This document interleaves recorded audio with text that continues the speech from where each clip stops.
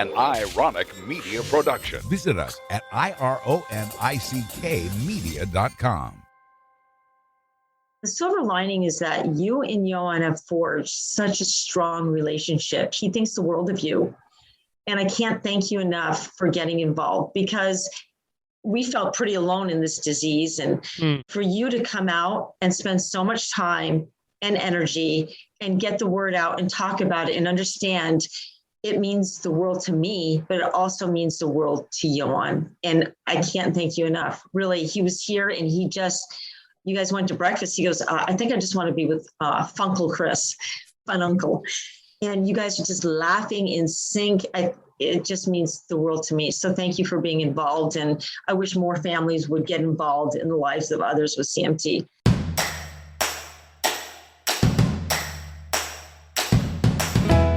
Hello, everyone. This is Chris and LizO. We're a brother-sister team. And on behalf of the Charcot-Marie-Tooth Association, a.k.a. CMTA, we are coming at you. Coming at you not from coast to coast, from the East Coast. We're both in Vermont, and I'm here for a couple more days. Nice. We're at our camp in beautiful Colchester, Vermont, on the beach of Lake Champlain. Yeah, it's so nice. LizO, guess what? This is another fantastic episode of our famous podcast. Name what? CMT, the number 4, me. CMT for me. It is a comprehensive podcast covering all aspects of CMT, the voice of individuals living with CMT, their challenges, and more importantly, their inspirational stories. We will also cover research updates, fundraising, interviews with the CMTA community, such as board members, branch leaders, CMTA leaders, but overall, an opportunity to spread awareness through the eyes of those with CMT. So, LizO, I'm pretty excited about today's podcast. Totally different. This podcast is going to focus on what? Me and you. Who are we? Why are we doing this? Why are we even doing the CMT for Me podcast? What is our relationship? What are we all about? We've been thinking about this for quite some time. Is we really wanted our listeners to understand a little bit more about LizO and I, and our past, our history, why we're engaged in the CMTA, as LizO said, why we do this podcast. And what I'm hoping is if you folks have questions, you're able to send those in and we can answer them on future podcasts. I'd like to go back to kind of our upbringing. We were both born here in Vermont. Mm-hmm. We're going to go way back to the beginning. And just so our listeners know, I am currently, I'm going to be 56. So now we're talking about 12. You? Like, what the hell? So this is the Chris podcast. And you won't learn much about LizO, but you're going to learn a lot about me. So it's perfect. I'm right in my element. Great. I should have never agreed to this podcast. I know. Just made me think, right? I'll be 56 in July. In reflection, it really made me think, what's the story and what's the connection? And one thing about our upbringing, and I think it really ties into the fact that we're engaged with the CMTA, we're engaged with the CMT community, and we'll touch base upon our fundraiser, right? Cycle for CMT going into its 9th year.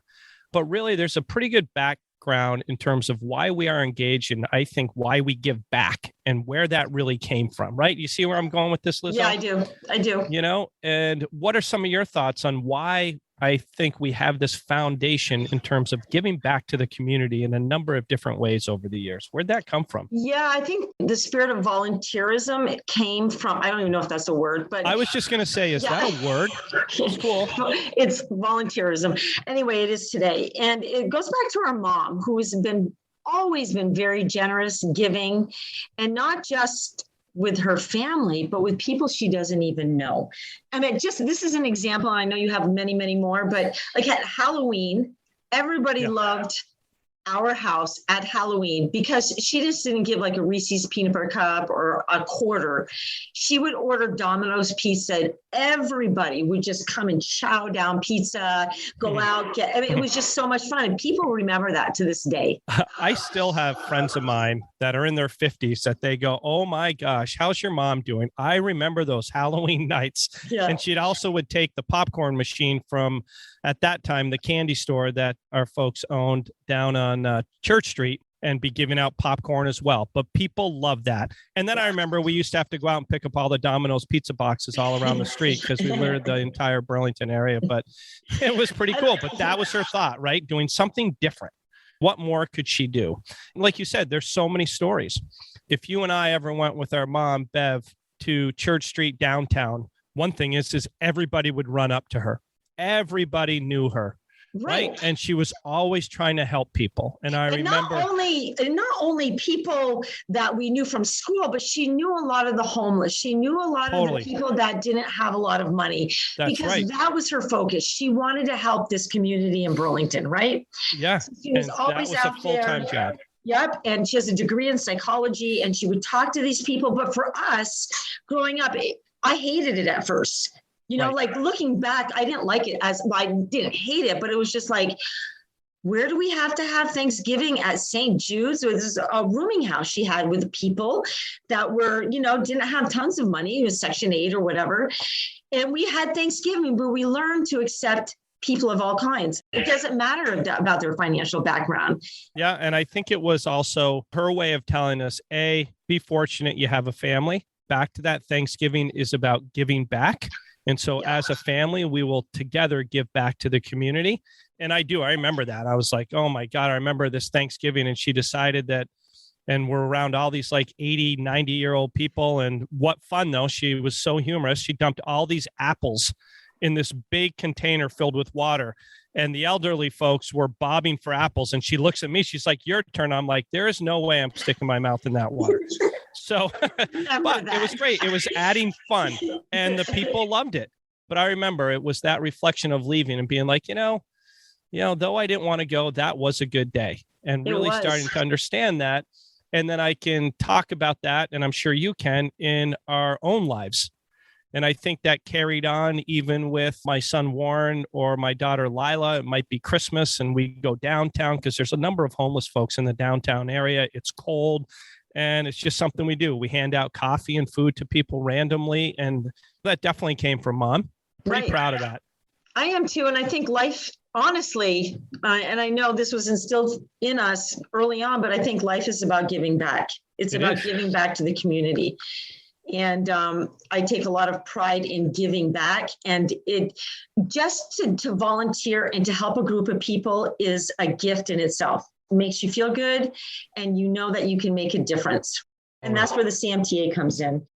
Thinking about Johan, his diagnosis, and really how you personally have been involved with CMT and the CMTA for how many years now? So it will be 20 years in December of 2022. That is 20 plus years total volunteering. And when I say volunteering with LizO, this isn't 5 hours a week. This is 40, 50 hours a week, weekends, never complains, totally engaged. And this is what her life has become. And I will speak on behalf of those with CMT and people in the CMTA. So fortunate to have someone like that driving to advance research, help find a cure, spread awareness, and the stories go on and on of what she's done. But that's pretty incredible.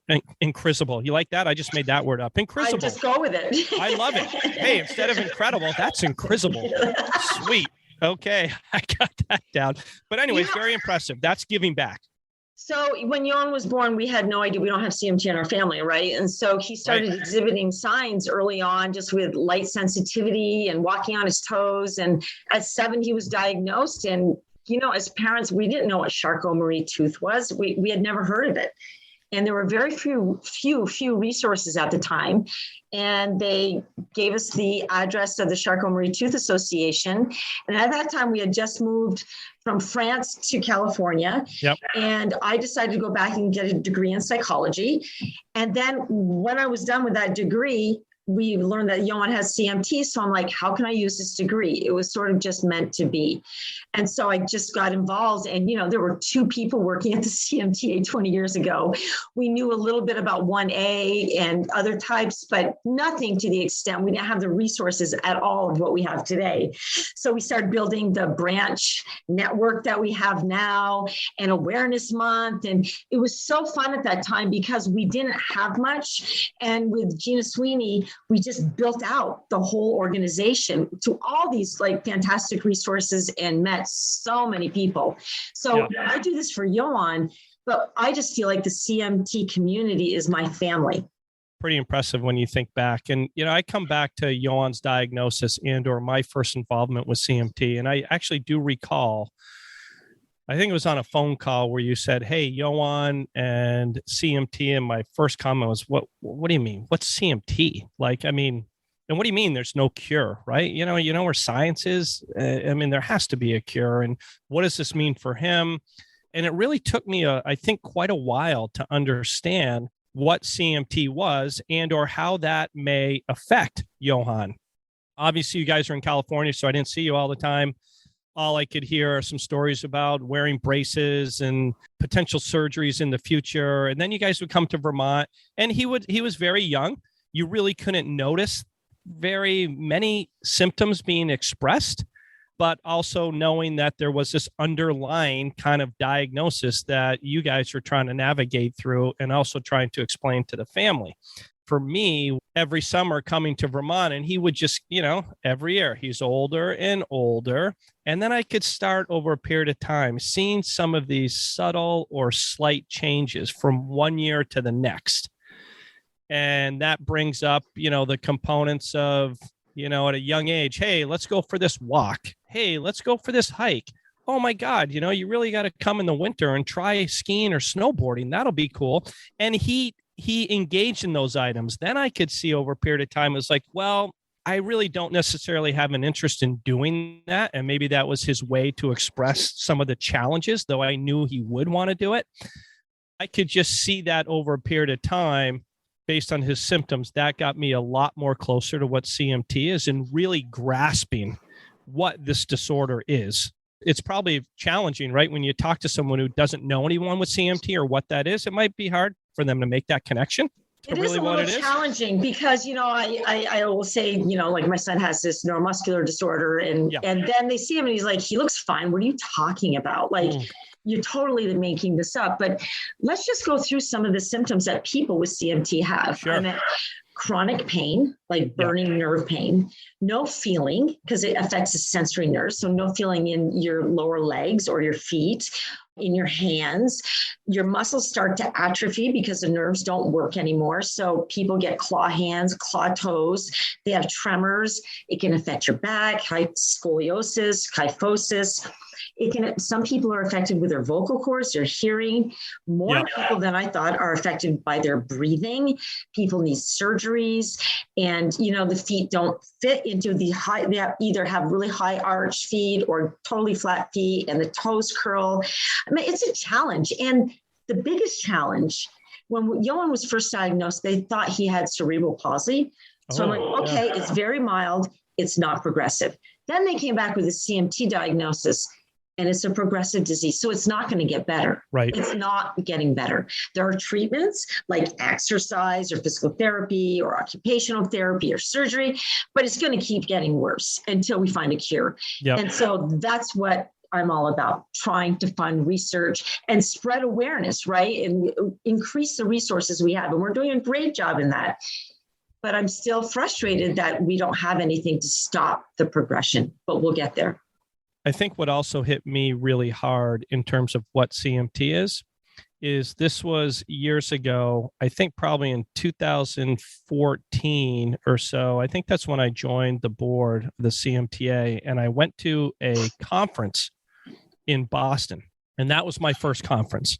So I'd been kind of exposed to what CMT is with Johan, not really engaged with anyone else that had CMT, and would read stories, positive and negative, et cetera. But I'll tell you, going to this conference in Boston, and you were there. I can totally remember walking out of there that I now have a much better appreciation and understanding of CMT. A lot of things, if you're not engaged with CMT, I remember the first thing I did. I meet someone like over, at a table getting coffee, and I go to like forcefully do the American awesome Handshake. manly handshake. And I grabbed that individual's wrist, and I'm serious. I felt like I broke their wrist, and they just couldn't really return that handshake that I was so accustomed to and brought up, doing in terms of a standard greeting. And then, I looked around the room and I could see mothers or daughters together in wheelchairs or people having difficulty walking, et cetera. And it was really, really mind blowing. And I think that was really the turning point for me, that not only through our family and Yoan, but really starting to think about what else can I do to give back to this community. And that really prompted a lot of different actions, further involvement for me and the board, more engaged, I think, with Yoan. And as we'll talk about is, that leaning into, which I'll say our 9th annual coming up in August, Cycle for CMT fundraiser that I'm really proud of. That's raised over $1.7 million for research. And, that story in itself, which leads to a number of different topics, is between you and I, is how that fundraiser got started. Right. Right. And before you go into that, I just want to say, I'm looking at that picture in back of you and I see you and Yoan. And Yoan was here in Vermont, and the relation, there's always a silver, I believe there's always a silver lining in every situation, any situation that's tough. And the silver lining is that you and Yoan have forged such a strong relationship. He thinks the world of you. And I can't thank you enough for getting involved, because we felt pretty alone in this disease. And for you to come out and spend so much time and energy and get the word out and talk about it and understand, it means the world to me, but it also means the world to Yoan. And I can't thank you enough. Really, he was here and you guys went to breakfast. He goes, I think I just want to be with Funkle Chris, Fun Uncle. And you guys are just laughing in sync. It just means the world to me. So thank you for being involved. And I wish more families would get involved in the lives of others with CMT. I do. I love him. He's so awesome. We have such a great relationship, a lot of respect for him. I can't imagine not doing some of these things. I think too, that relationship with Yoan and the connection to CMT has also prompted my dedication to CMT, not only for him, but as I'm more engaged in the community with the 3+ million people worldwide, and really trying to think of how we can reach those individuals, how we can spread awareness, and what more we can do any way possible. And the key is funding research, right? Finding a cure for this disorder at some point in time. And I do agree with you, LizO. I think at some point we will get there. CMTA is a relatively small association. I think we've committed well over $10 million in research to date. But it takes so much money, right? It takes so much money just to get to clinical trials. And then the failure rate of clinical trials is very high. But I think the statistics were like, it takes between $400 million and $1 billion to bring a drug to market. Yeah. But that doesn't mean the CMTA has to put that much in. I mean, if we have like really attracted pharmaceutical companies and biotech companies, there are more people today working on CMT than ever before. And it will only keep on increasing. So there's a lot of hope if we can get get them to get more involved, or we have something very promising, they can take that and bring it to market because they have the big dollars, right? Exactly. Going back, LizO, too, I do want to talk about the inception of the Cycle for CMT fundraiser. Oh, yeah. Let's talk about that. Bahamas trip. And folks, listeners, we'll touch base a little bit upon LizO and I in terms of, our relationship. But what we would do as a family thought is very important is, to travel at least once or twice a year, which I don't say that lightly. Very fortunate that we were able to do that. And I definitely do not take that for granted. Can I say something? I just want to say that your kids had to follow a strict schedule for school, but we would just take Yoan out of school because early on we decided that seeing the world is educational, and we would do as many trips as we could. So that Yoan, because we don't, honestly, at the time, and we still don't know what his capabilities will be in the future. And I'm really, really glad we did that. And we did take him out of school. Sometimes he had homework and everything on vacation, but what he learned And the experiences he had, it's just incredible. And we'll never get those back. So I'm so fortunate to be able to have done that with him. The fact is, right, when we would travel, he'd do a lot of things. And then, as I stated earlier in this podcast, I would notice he would be able to do less items. He would still have a great time on vacation, but our focus turned a little bit to what was he capable of doing. And it hit me, and it was 2014. We were in the Bahamas, me, you, Johan, my wife, Mia, our son, Warren, and daughter, Lila. And we're sitting there in a Starbucks having coffee. And I was just looking at Johan because his feet were all scraped, as he was walking around the pool. The day before, because I'm so scattered, right? I got there a day before you and left a day earlier because I messed up the schedule and the days. So that first day we got there, I'm like, let's go in the pool. And we had these water shoes. And since his pinky toe is like up and clawed, we put holes in the pinky toe. And he was out there. He was like in the pool in the lazy river, walking all around. And he got out. And since he has no feeling in his feet initially, he looked down, his toes were raw. I mean, he had scraped all the skin off his toes and then the pain set in. And that set us up for a limiting vacation. Definitely. And it was awful. So we're sitting there having coffee. And I remember I just started cycling at that point, and I started chatting with you and with everyone there. I said, what more? It was going in my mind, actually, before I expressed that. I was thinking, what can we be doing? I don't want to just sit on the sidelines. There has to be something we could do. And thank God you were very knowledgeable because you were engaged with the CMTA and talking about research. And I started to think, hey, maybe we put on a cycling fundraiser. I have never done any fundraising. I think maybe you were engaged in some fundraising. Maybe it was through branches and things like that. But I was totally new to biking. And I remember saying, well, you asked me what my thought is. I was like, I don't know. I just want to, tell maybe 10 of my friends and we'll try to raise some money and I'll go down to Charlotte, Vermont and sit on the beach afterwards and we'll cook some hamburgers and have a beer or so. And maybe we'll raise a couple $100 and I can start there. And then with the sister brother team, with your energy, and I think that translated to my energy, we're like, well, that's not enough, right? What can we do? And behold, we launched the first Cycle for CMT event in October. It was October that first year in 2014 in Vermont. It was cold. It was cool because we had probably 80 plus participants. And that event was more kind of family and friends oriented. And I went out and I posted some cycling routes. And I had these little tiny signs on the side of the road that had like arrows to go right or left. And I didn't realize you're probably at times going downhill, could be going 25, 30 miles an hour. People didn't even see the signs. Everybody went off course. Remember Kevin Thibodeau? He left and we didn't even know where he was. Yeah. And he came back miles later, not in shape or anything. Totally. But you know what's great is everybody was laughing about it. Everybody understood. That's great. And there were like 2 people with CMT. And fast forward, like if you go to the 8th annual, we have a lot of people with CMT attending, walking, cycling. I mean, it's really become quite big. We have a ride in Wisconsin and we have a ride in San Francisco and people doing their own thing. So it's really expanding and it's really exciting. Yeah. And it's cool to reflect back thinking, sitting in the coffee shop, talking about a fundraiser and where we are today. And as I referenced, that has just grown.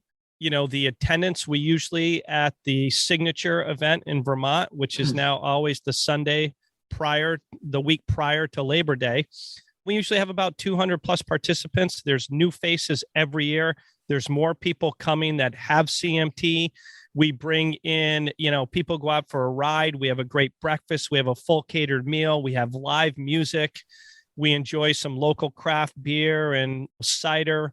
We always try to bring in researchers, our leading scientists to talk about where we are on the research front. And the cool thing is then we just have like a great silent auction. And that's very powerful here in Vermont, right? The community is so engaged. We've had at times 100 silent auction items, ranging from people donating skis to hiking shoes to biking jerseys to gift certificates to hotels and you name it. And that's a fun but not an easy feat to obtain those silent auction items. No, the cycle for CMT is really a lot of work.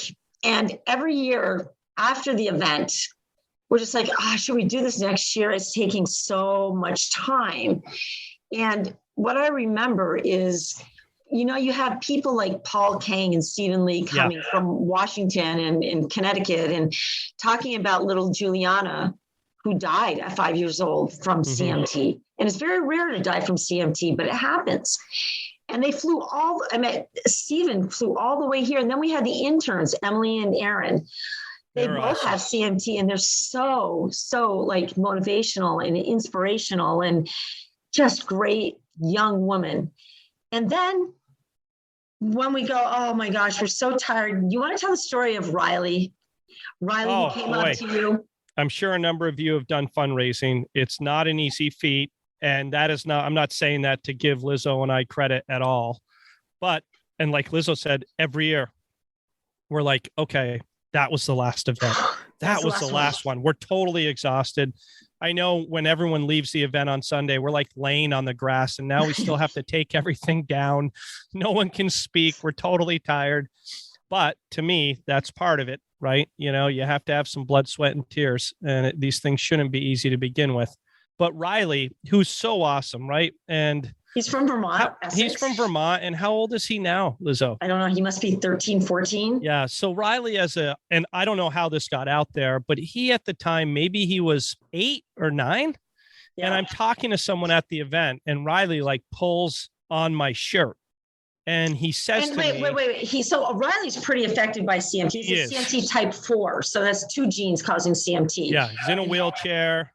Now he was wearing braces, I think, at the time, needed assistance with walking and made it over to me and pulled on my shirt. And I looked down at this little boy with his glasses and big eyes. And he said, I think he called me Chris, which was great. Yeah. Chris, someone said that this might be the last year that you... Sorry, folks. This is my emotional point. He said, I heard you might not do this event anymore. And I looked at him in the eyes and I could see his condition.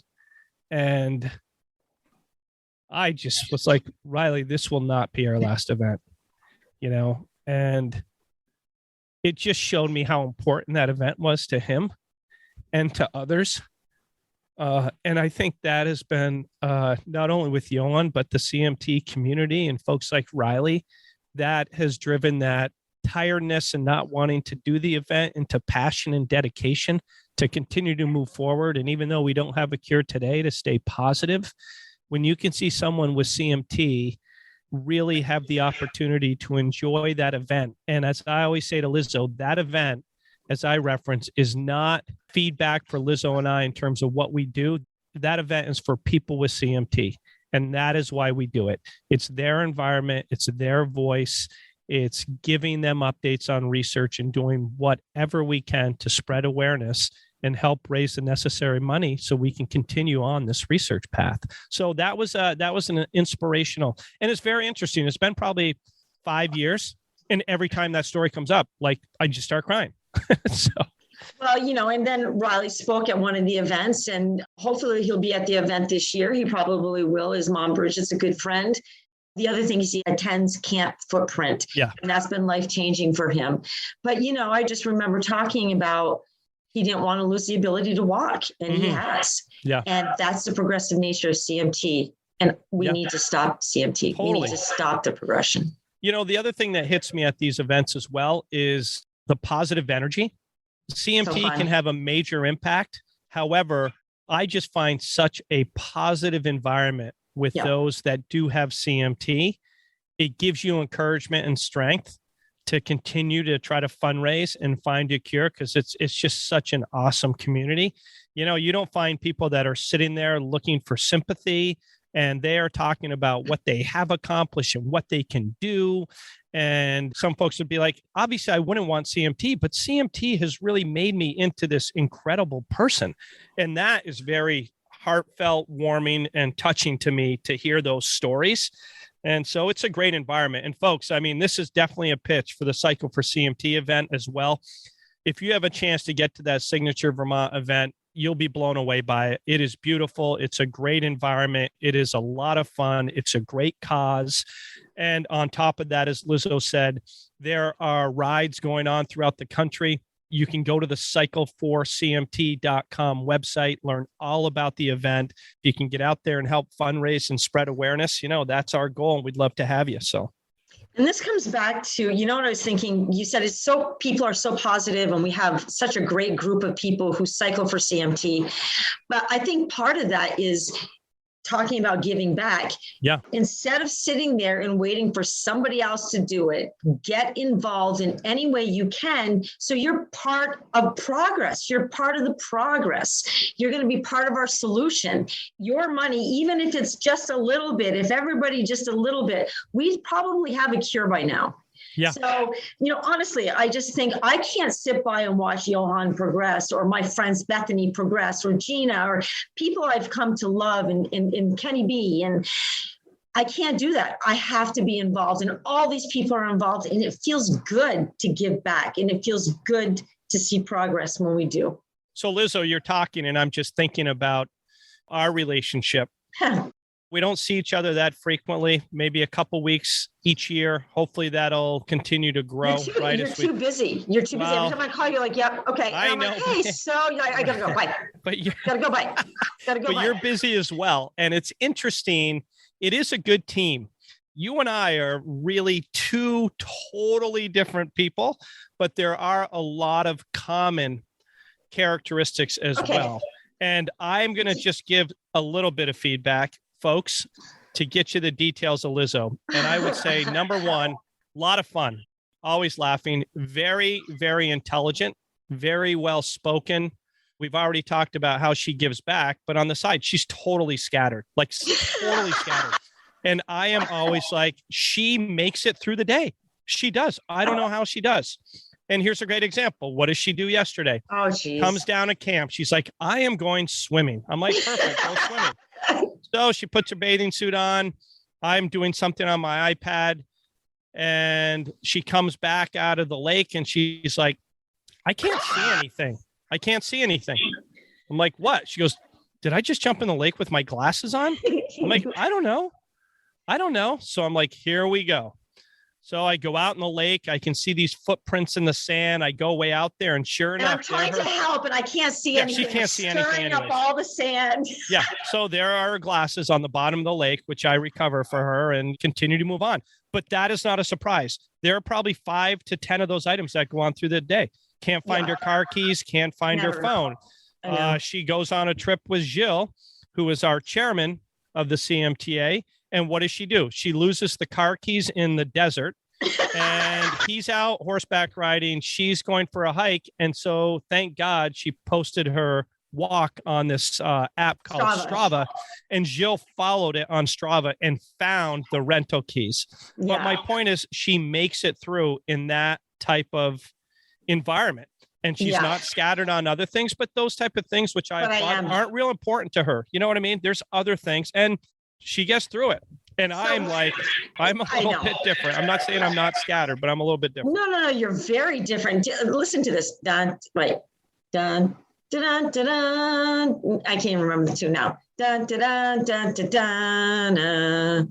MASH? No, maybe it is. But I meant the Odd Couple. We're sort of like, that is the Odd Couple. Felix. Good point. I'm Oscar, you're Felix. Totally. And so, you're very organized, you're very driven, and you are very structured. And I am not.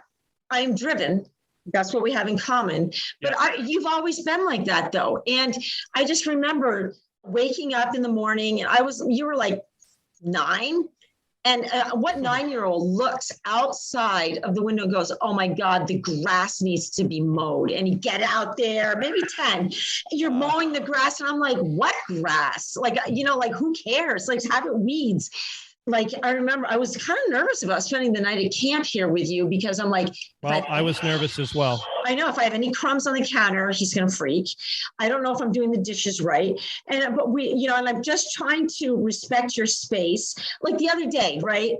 And I felt bad about this afterwards, but I don't think of these things. I get a box. We're over at your house. You have white furniture, which I think she gets the box out of the garage, folks. My garage that has been it's all dusty and things like that. Dirty. But what does she do? She's like, can I use this box to ship items? I'm like, sure. So then what proceeds to happen? Then I take the box and put it on the white furniture and start packing the box. And he goes, could you please take that box off the furniture? I'm like, why? And like, I had no idea, like it didn't even dawn on me that the box was dirty or had dust on it. And then a little aggressively, I kind of like rubbed the box into the couch. That was very nice. No, that wasn't. It was just like, it annoyed me, but I apologized later. I should have just taken it off, but I don't think of these things. We grew up just having a blast and like jumping in mud puddles. And what did you tell me earlier about the bathtub? Oh yeah, no, it was great. This comes back to mom. Mom was very structured, very committed, high driving, tons of energy. Even today, the energy is off the charts compared to us. Education was really important to her. The whole aspect of giving back, realizing what you have, and just throwing that in there, right? Even not to digress, but it just made me think, even at Christmas time, I remember as a little kid being in our station wagon and mom would go buy a couple bikes or something and toys. And we would drive through the old North End in Burlington, which was somewhat of a depressed area. And she would see a child or a family and stop, and we'd get out and give them these gifts. But yeah, very, very structured, but also flexible. She rarely got mad. I mean, I remember with our brother, Anthony, when you're younger, you're taking baths together, and him and I are just always creative. And where the bathtub is filled and we're pretending we're on a ship and we're sliding down the bath and water is overflowing out of the tub and going on the floor, and mom's downstairs and water's coming through the ceiling, and just like, oh, okay, great. They're having fun. Can you guys stop that? Or I grab blankets and then I'd be sliding down the stairs and rip the carpet and whatever and smash into the wall. And they're just like, oh, the kids are having fun again. So that was pretty cool, right? It was. And we just had a lot of freedom, but our personalities are very different and very alike. And I think we're very complementary. Yeah. And you make me laugh too. You're funny. So I like that. Same. Listen, I guess, folks, it's a great relationship. LizO, love you very much. It's cool. And it's really cool to have the opportunity, whether it's the fundraiser, Yoan, the CMTA, has really, I think, also kept us connected. Absolutely. And, at times I wonder, I think, boy, if we didn't have that, would we still be connected? And there's part of me that says, I know we would, because there's sense of family. Yeah. And appreciation for one another, and Yoan and Jill, and you love our kids, etc. So that family aspect is big.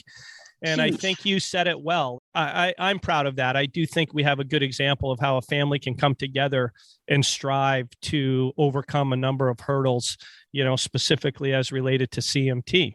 And there's a lot more power with more. Right. Our parents, our siblings, our community, our family, everybody is involved. I mean, they don't even hesitate. So that's good. I hope mom's listening, because we need her to make a big donation this year. Yeah, I know. This is the reason we're mentioning her. No, I'm just kidding.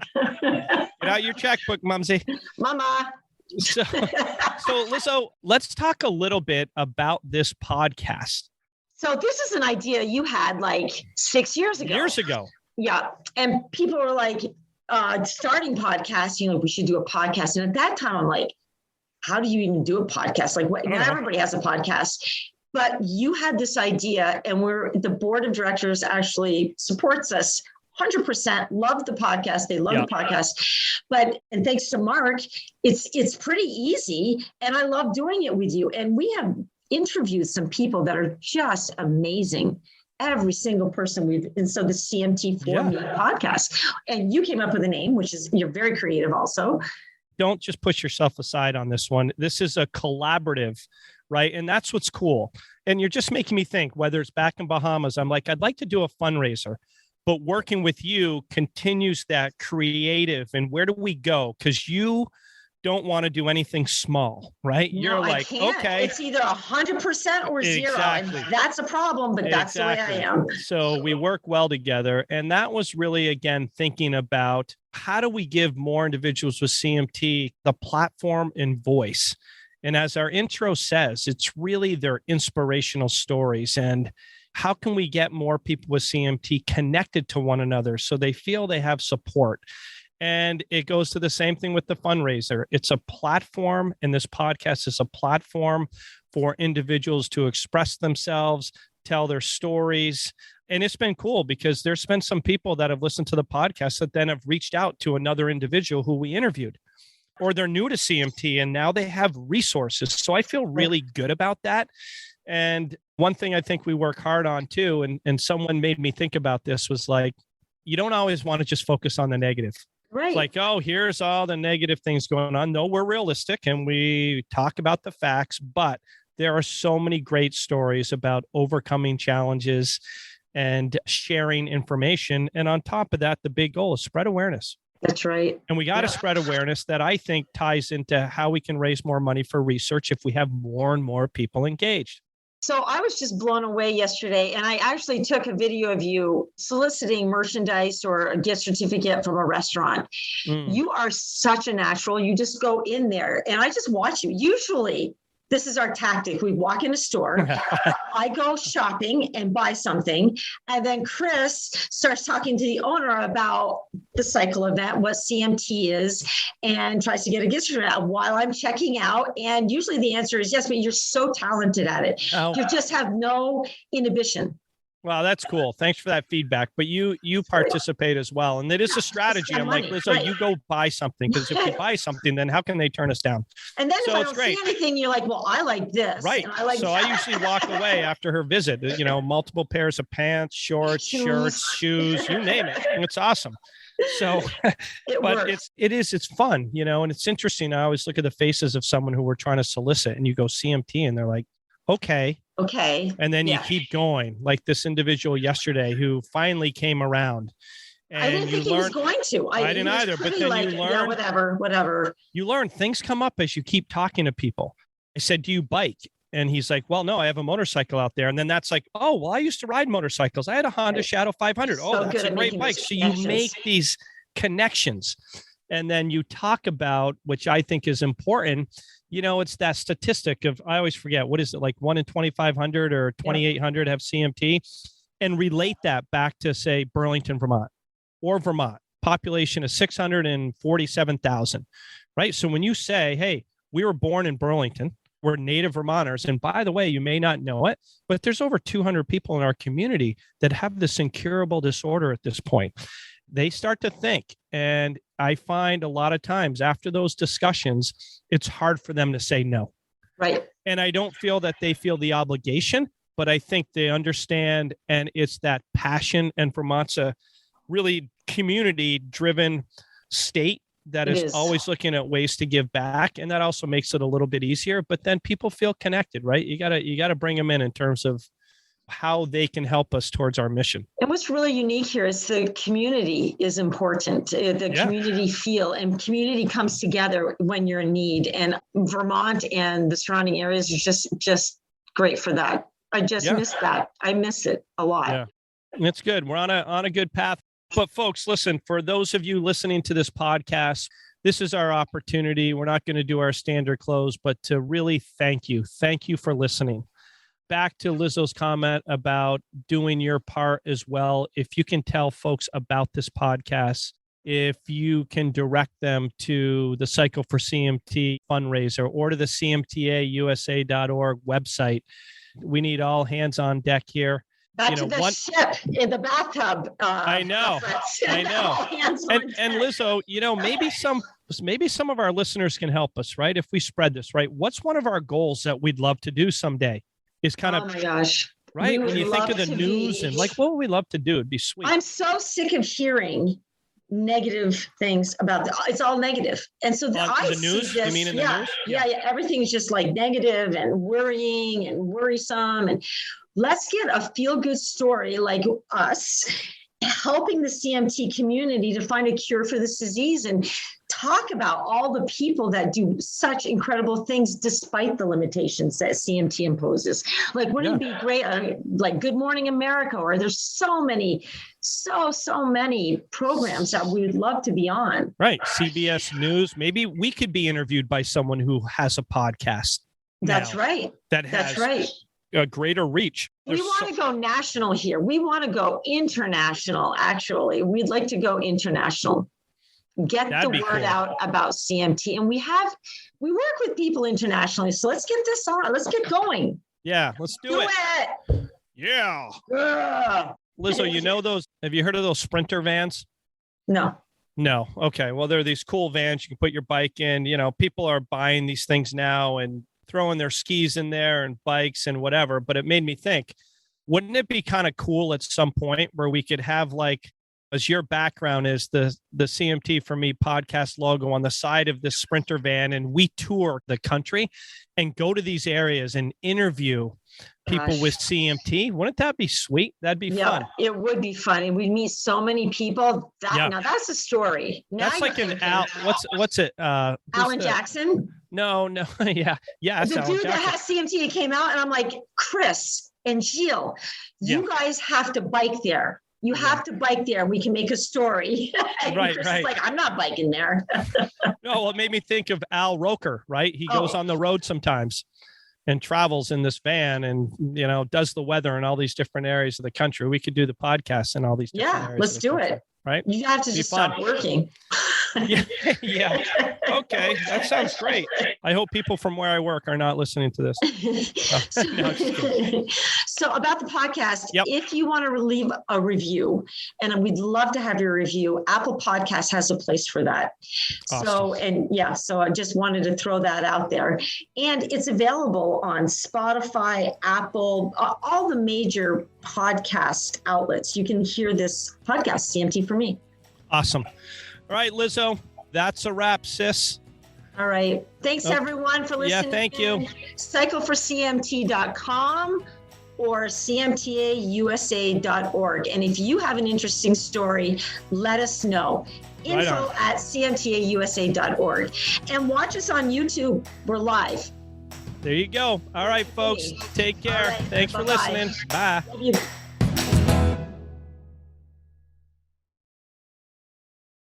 You kind of look like Darth Vader. Luke, this is your father. Crazy. I like it when that ray of sunshine comes down. It looks like a lightsaber or something. It's whenever I speak, The ray of light just radiates out of your head. Mm-hmm. Yes. Yeah. Okay. All right. What? Are you frozen again? No, I was just kidding. I'm not frozen. I